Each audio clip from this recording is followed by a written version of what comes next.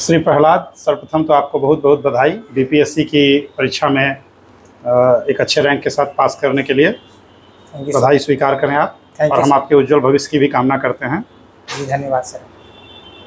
थोड़ा आप जोर से बोलेंगे। थोड़ा हमें यह बताइए कि परीक्षा के 3 चरण होते हैं, प्रारंभिक परीक्षा, मुख्य परीक्षा और इंटरव्यू।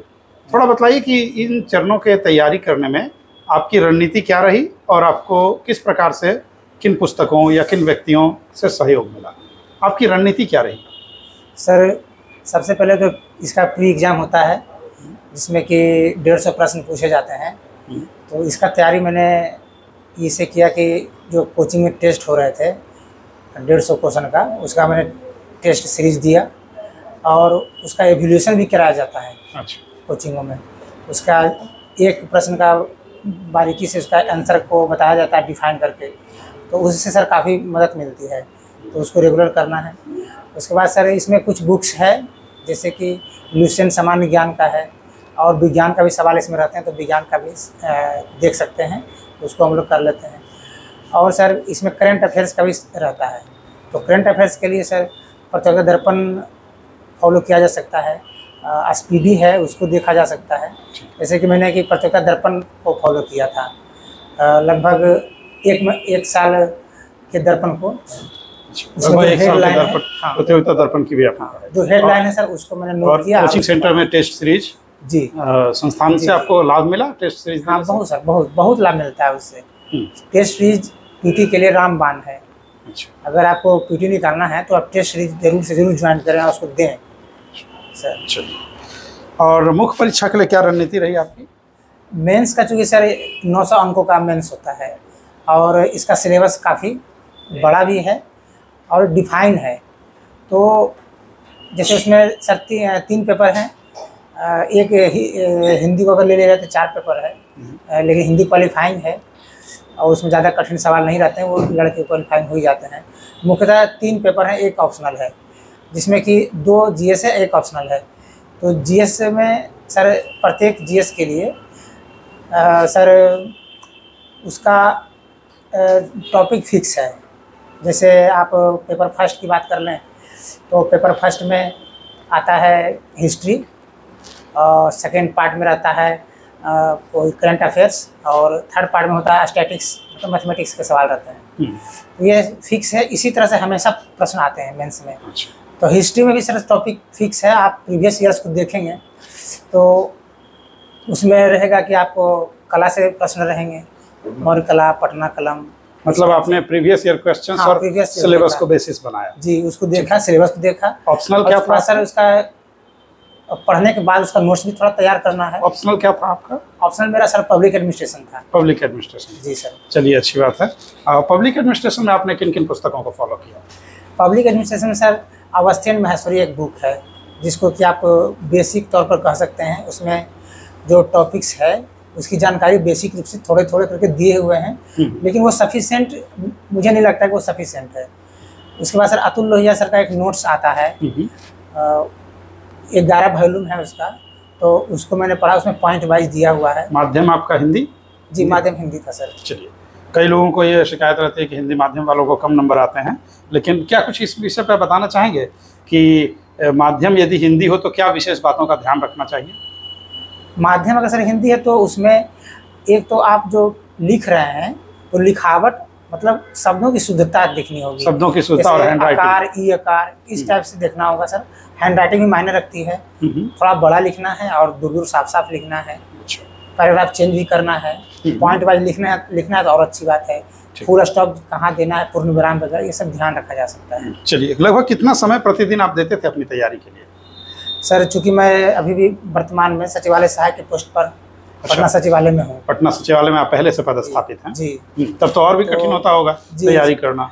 कठिन तो कह सकते हैं सर, कठिन तो लगा और काफ़ी एफर्ट भी लगा, लेकिन मैंने हारा नहीं और इसमें लगा रहा सर, क्योंकि मुझे सुबह का समय मिल जाता था। ठीक है। 9:30 से 6 ऑफिस हो रही थी, तो सुबह का समय और शाम का समय मिल जाता था सर। आप किस पद के लिए बीपीएससी में चयनित हुए हैं इस बार? सर रूरल डेवलपमेंट ऑफिसर के लिए। रूरल डेवलपमेंट के लिए अपने राज्य के लिए, अपने माने अपने राज्य के में गाँव ग्रामीण परिवेश में काम करना और ख़ासतौर से एक प्रशासनिक पद के में काम करना, ये बहुत बड़े सौभाग्य की बात है, जहाँ आप आम जनता सरकार के लिए और कल्याणकारी योजनाओं के लिए काम करेंगे। ये तो सचमुच एक बहुत बड़ी उपलब्धि है। मेरा सौभाग्य होगा सर। ये बताइए कि आपको अपने जीवन में सफलता का श्रेय किसे देना चाहेंगे? सर सफलता में गुरुजनों का सर काफ़ी हाथ है। वैसे तो मम्मी पापा, उनका सर तुलना किसी से नहीं किया जा सकता है, क्योंकि उन्होंने ही हम लोग को बड़ा किया और पाल पोस कर रखा। लेकिन सर इस सफलता में, इस कैरियर में गुरुजन सर जो टीचर्स होते हैं उनका काफ़ी मदद मिलता है। अच्छा। क्योंकि बच्चों को लगता है कि हम पढ़ें क्या, जब वो सोचते हैं कि हम कुछ करना चाहेंगे तो वो पढ़ें क्या, उनको गाइडेंस की ज़रूरत होती है। सिलेबस मालूम नहीं होता है, उनको लगता है कि बहुत कुछ पढ़ना होगा। अच्छा, शिक्षक तो मार्गदर्शन, ये जो बोझ है सर उसको कम करते हैं टीचर सिलेबस को समझाते हैं और उसी के अनुसार लोगों को सटीक रूप से बताते हैं। क्या संस्थान का आप किन कुछ शिक्षकों का नाम लेना चाहेंगे जिनसे आप संपर्क में रहे हैं? सर मैंने तो ग्रुप स्टडीज़ किया था, जैसे सचिवालय सहायक लोगों की जो बैच थी, और sir vision IAS Ajay sir की जो है, तो उसमें मैंने टेस्ट सीरीज दिया। अच्छा। और सर का जो इवोल्यूशन था, जो बताते थे, डिस्क्राइब करते थे। अच्छा। सर उसमें बहुत अच्छा चीज़ बताते थे सर, जिससे वो स्टूडेंट के लिए मतलब गहराई उतर जाती समझ। मैं तो ये सोचता हूँ कि शिक्षक अपने स्तर से प्रयास करते हैं और वो भी थोड़े चाहते हैं कि छात्र भी उतने ही रफ्तार से मेहनत करें, और जो शिक्षक के साथ साथ मेहनत करते हैं वो बच्चे आगे निकल नहीं जाते हैं। जैसे उदाहरण के लिए सर टेस्ट सीरीज में जैसे कोई सवाल आते थे ज्योग्राफी का, तो सर के जैसे अजय सर उसको दिखाते थे कि देखो दीवार की तरफ देखो, ये नोट्स है, ये मैप है। तो वो लड़के जब देखते थे कि कहाँ पर फिलीपींस सागर है, कहाँ पर हमारा कौन सा द्वीप जापान किधर है, तो इस टाइप से जब होता था तो वो उसके दिल में हो जाता था कि अच्छा ये यहाँ है, यहाँ है, वो क्लियर हो जाता था सर। चलिए, ये सब तरीका से बहुत फायदा किया। बहुत अच्छा। ये बताइए कि आप पहले से एक जॉब में थे, फिर आप दूसरे जॉब की तैयारी के लिए एग्जाम दे रहे थे, तो कैसे संतुलन बैठा पाते थे? जैसे देखिए, कई बार बच्चे होते हैं कि वो फुल टाइम स्टूडेंट होते हैं, है ना, और कई बार बच्चे होते हैं कि एक पार्ट टाइम स्टूडेंट है, क्योंकि एक जॉब कर रहे होते हैं, फैमिली लाइफ में भी होते हैं। तो अपने समय का प्रबंधन आपने किस प्रकार किया? सर समय तो अपने अनुसार करना पड़ेगा। जैसे मैं अपनी बात करता हूँ तो 9:30 से 6 सर मेरा ड्यूटी होता था, और सैटरडे संडे 2 दिन मुझे छुट्टी मिलती थी। सैटरडे संडे का उपयोग हम करते थे, उसमें सुबह और शाम और दोपहर में घर में करते थे। सुबह शाम ग्रुपिंग होता था, हम लोग का ग्रुप स्टडी होता था, के साथ मिलकर, इसमें भी टेस्ट भी होते थे, पूछताछ होता था सर। और बाकी दिन सर सुबह चलता था और शाम भी चलता था, जो वर्किंग आवर्स हैं उसमें। ठीक है। आपने परीक्षा का जो अंतिम चरण है इंटरव्यू, उसके लिए तैयारी कहाँ की और किस प्रकार से आपके इंटरव्यू में प्रश्न पूछे गए थे? इंटरव्यू में अजय सर का जो विजन IAS है ये बोरिंग रोड में, तो सर वहाँ पर मैं गया इंटरव्यू के लिए और उनसे गाइडेंस लिया। जैसे उन्होंने इंटरव्यू के क्लास कराए थे, 2-3 क्लास कराए थे फंडामेंटल। उसमें बहुत अच्छी बातें बताई गई, मतलब एक ऑफिसर को कैसे आप उसका व्यक्तित्व का निर्माण करते हैं। आप PT पास कर लिए, मेंस पास कर लिए, लेकिन इंटरव्यू में PT मेंस वो मायने नहीं रखता है, वो आपको देखता है कि ऑफिसर बनने लायक है कि नहीं। अच्छा। ये इंसान किस प्रकार का है और जो ऑफिसर का कैटेगरी है निर्धारित है उसमें फिट बैठता है कि नहीं। हाँ, इंटरव्यू को व्यक्तित्व परीक्षण इसीलिए तो कहते हैं। जैसे सर बोल रहना है, सच बोलना है, और एक हम्बल जो होता है विनम्रता उसको दिखाना है, और ऐसा लगे कि ये सेवा करने के लिए तत्पर है, ये आपके अंदर से दिखता है। तो ये सब सर वहाँ गाइडेंस दिया गया। उसके बाद सर मॉक भी दिए गए, मॉक लिए गए, और मॉक में जो सवाल पूछे गए उसका बाद में उनसे बताया कि आपने गलत बताया। आपने ये बताइए, आपने इंटरव्यू के लिए जैसा तैयारी किया था, क्या लगभग सिमिलर पाया BPSC बोर्ड में इंटरव्यू को, या फिर आपको कुछ कठिन प्रश्नों का भी सामना करना पड़ा?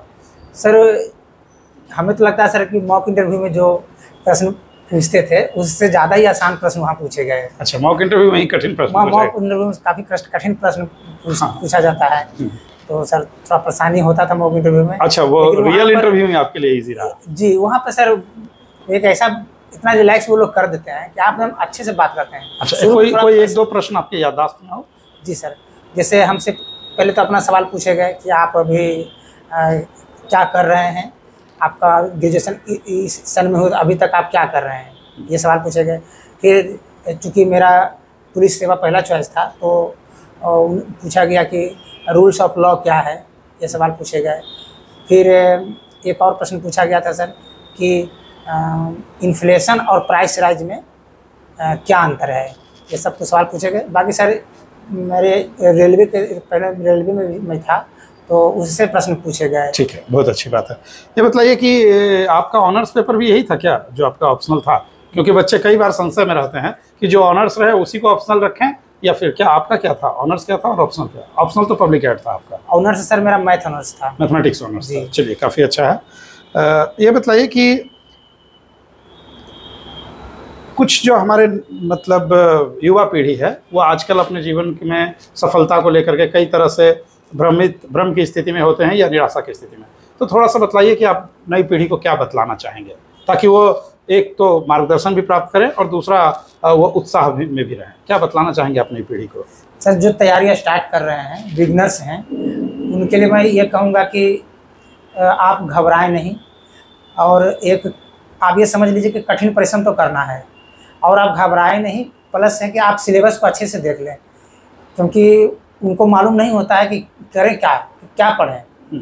और उनको ये मैं सलाह देना चाहता हूँ कि अगर इसमें कुछ कठिनाई हो रही है, आपको समझ में नहीं आ रहा है, तो आप कोचिंग संस्थान में कोई अच्छे कोचिंग में चले जाएं। जैसे मैंने बताया कि विजन सर अजय सर का है, तो उसमें आप जा सकते हैं, उनसे आप गाइडेंस ले सकते हैं। तो चूँकि सर कोचिंग काफ़ी अच्छी है, मुझे बहुत मदद मिला यहाँ से, तो वहाँ पर वो सर आपको एक दिशा दिखा देंगे, आपको एक सीमा तय कर देंगे कि आपको इस सीमा में रह करके आपको करना है, इतना ही चीज़ पढ़ना है। हाँ, ज़्यादा नहीं पढ़ना है। संस्थान में पढ़ाई के साथ साथ मार्गदर्शन के लिए डेमोन्स्ट्रेशन भी कई बार होता है, तो डेमोन्स्ट्रेशन तो नए बच्चे अगर ये करेंगे सर तो कम समय में बेहतर कर पाएंगे। ठीक है। भविष्य में कार्य के सब बारे में आपकी क्या योजना है? मतलब जब आप एक पदस्थापित होंगे तो आप किस प्रकार से काम करेंगे? सर पहला तो सर जैसे ग्रामीण सेवा मुझको मिला है, मुझे गाँव के लोगों को मदद करने में, सरकार की योजना को वहाँ तक पहुँचाने का काम मिलेगा, तो मैं इसे अच्छे तरह से करूँगा सर। और मेरा ये सपना भी है कि जो हमारे जैसे बिहार में भी बहुत ग्रामीण आबादी लगभग 90% है और वहाँ काफ़ी सुविधाएं सर सरकार की योजनाएं नहीं पहुँच पा रही है, तो मैं पूरी कोशिश करूँगा कि जो वंचित वर्ग हैं, जैसे जो गरीब लोग हैं, बुजुर्ग हैं, उनको सुविधाएं नहीं मिल पाती, उनको पता भी नहीं होता कि कौन सी सरकार की योजना चल रही है, तो मैं वहाँ तक जाऊँगा और उनको उस चीज़ को पहुँचाऊँगा। और सर अपने जो हमारे अधीनस्थ जो कर्मचारी होंगे उनको भी कहूँगा कि आप लोग भी विजिट करें और जाएं और ज़्यादा से ज़्यादा लाभ पहुंचाने की कोशिश करें। अपना 100% दें और मैं भी अपना 100% दूंगा सर।